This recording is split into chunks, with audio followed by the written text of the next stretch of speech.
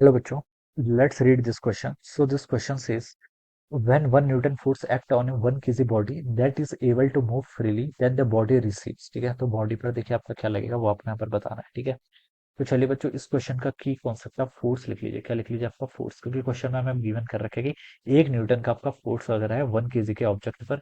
Body का आपको मास भी 1 kg गिवन किया हुआ है और आपको यहाँ पर बताना है कि बॉडी रिसीव्स। ठीक है, तो देखिए बच्चों फोर्स की डेफिनेशन क्या होती है? फोर्स आता है आपको from the Newton second laws of motion, बता सकते हैं।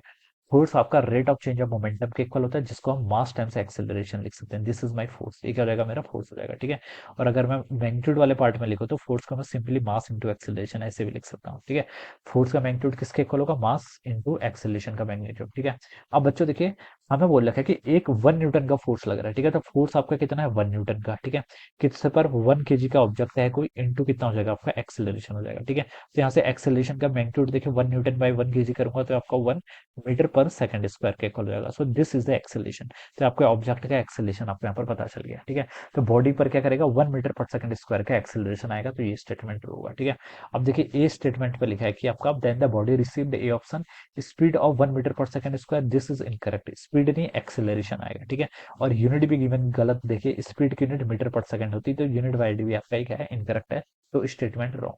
बी पे लिखा है एन एक्सेलरेशन ऑफ 1 मीटर पर सेकंड स्क्वायर, यही तो आएगा। दिस इज करेक्ट, ये स्टेटमेंट क्या बच्चों? बिल्कुल करेक्ट है। ठीक है, सी पे लिखा है एन एक्सेलरेशन ऑफ 980 सेंटीमीटर पर सेकंड स्क्वायर। ठीक है, तो ये भी आपका रॉन्ग हो जाएगा। ठीक है, 1 मीटर पर सेकंड स्क्वायर के को आएगा या फिर 100 सेंटीमीटर पर सेकंड स्क्वायर आएगा, 980 तो नहीं हो सकता।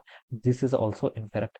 डी पे लिखा है एन एक्सेलरेशन ऑफ 1 सेंटीमीटर पर second square. This is also incorrect. ठीक है, 1 मीटर पर सेकंड स्क्वायर को मैं यहाँ से मीटर को देखिए सेंटीमीटर में कन्वर्ट करूंगा तो 1 मीटर आपका 100 सेंटीमीटर सेकंड, तो ये ऑप्शन भी इसका राइट हो सकता था, but this is not given, तो आपका डी ऑप्शन भी रॉन्ग हो जाएगा। तो बच्चों यहाँ से आपका बी ऑप्शन क्या है? आपका करेक्ट आंसर है। तो हम लिख सकते हैं कि ऑप्शन बी क्या होगा? इसके करस्पॉन्डिंग यहाँ से आपका राइट आंसर हो जाएगा। This would be the correct answer. So I hope you are understood this concept. All the best and thank you so much.